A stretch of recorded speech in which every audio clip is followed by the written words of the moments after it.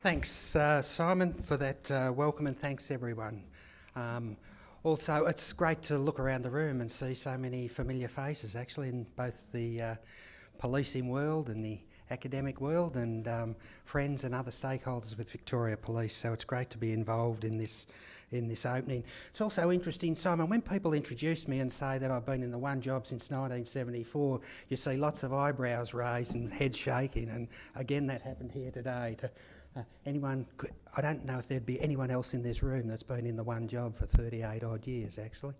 But I must say it's been a wonderful career, and it's a job I still love very, very much. Could I also acknowledge the traditional owners of the land on which we meet, the Wurundjeri people? I pass on my respects to their elders, both past and present. I'm glad you mentioned our weather, Simon. I think we've turned it on. I think it'll probably last for the remainder of the conference, and I hope those interstate and overseas visitors do get a chance to enjoy what is one of the most livable cities in the world. So enjoy your time in Melbourne, and I'm sure you'll find it a wonderful place to not only visit but spend some time and see some of the sites. Hopefully you'll get the chance. Could I also acknowledge not only Simon but also Professor Duncan Chappell, Chair of CEPS International Advisory Board. Welcome to you, Duncan. It's lovely to have you here. Police agencies continue to look for evidence-based research to inform and enhance their approach to policing, and police across Australia and around the world all face some of the very similar problems in relation to creating a safe and secure community. Examples such as community engagement, improving how we investigate, forensic evidence, family violence, road safety, ethics and integrity are all issues that continue to challenge us on a daily basis.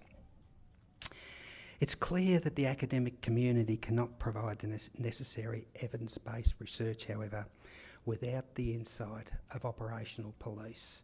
And I'll make this point a couple of times this morning. We need to engage with each other, we need to learn from each other, and we must challenge each other's views.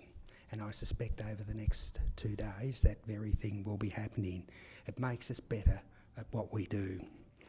So over the next 2 days at this conference, I expect to hear the stories of my people challenging some of the academic views, and I expect to hear the stories of the opposite happening. And again, it's very, very healthy, and it makes us a better organisation.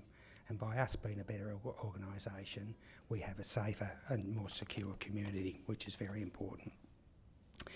Many of you, or all of you, no doubt understand the research community can assist in shaping how we respond to crime, and also how we actually run our business on a day-to-day basis. Over the years, Victoria Police has built very, very strong relationships with a number of Australian and international universities, and jurisdictions right across Australasia have done exactly the same thing. And it's been very, very helpful in us understanding what we need to do and shaping the business by being able to dip into that research and put in place strategies and practices which in some areas make us the best in the world in the way we address a number of our problems. The relationships, though, with police and research institutions has changed over the years. Research was traditionally conducted by academics on police forces. Now it's actually conducted with police forces. And the outcomes of some of these collaborations will be discussed over the next few days. That's a very exciting agenda when I look through it. Some of the issues you are dealing with are some of the things that are challenging me on a daily basis.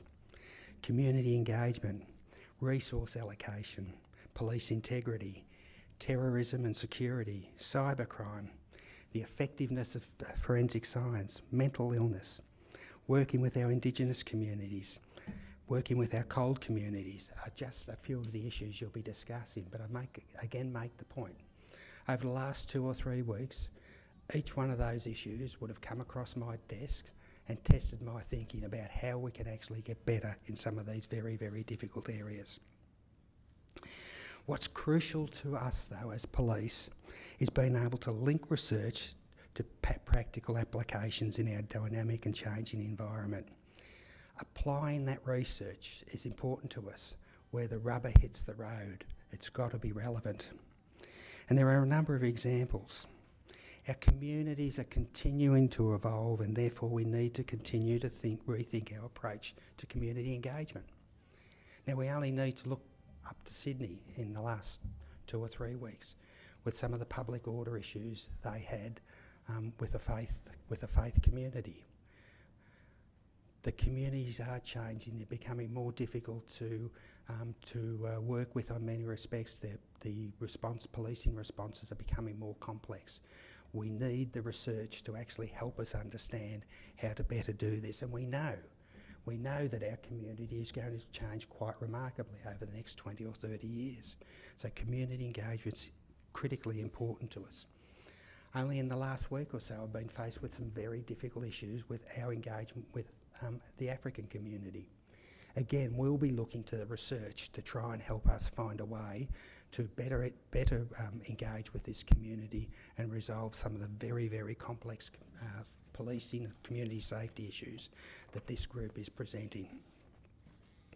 Community priorities such as police contact with young people, the impact of mental health on criminal behaviour, responding to antisocial behaviour, alcohol-fuelled violence, drugs and other violence are areas that we need to get better at and addressing, and good research will help us do this.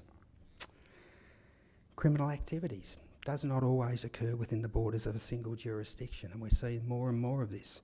Organised crime, for example, involves a coordinated response at a national and international level. How do we identify options and approaches around how we should respond to these issues? Clearly it's through research. How can we prevent and interrupt organised crime? Are our investigative techniques and our technological capabilities keeping pace with criminal activities? Again, the answers are more than likely in this room. These are the types of questions we are continuing to deal with, and we need your help in developing answers. We need to share research and knowledge of how to respond to crime. But also, we need advice and assistance about how we shape our organisations into the future. The decisions we make on areas such as organisational management and the quality of our recruits are all founded on evidence-based research. International collaborations between academics and police practitioners in a host of areas have provided valuable insight into how we can shape our policing response. It is very, very important to us.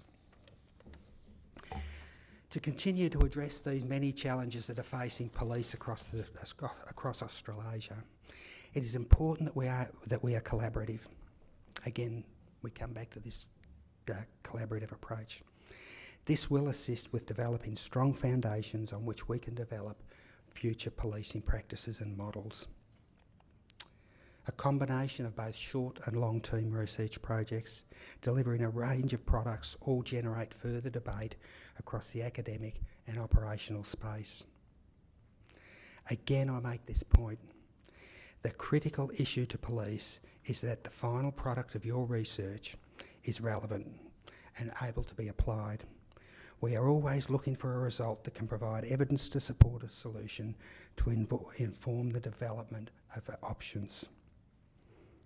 As many of you would know, police, we're always most interested in practical solutions to difficult and complex problems. As well as an opportunity to discuss research and explore research opportunities, this conference is an opportunity for you to network and develop relationships, particularly with the policing environment. This will obviously help you and your research.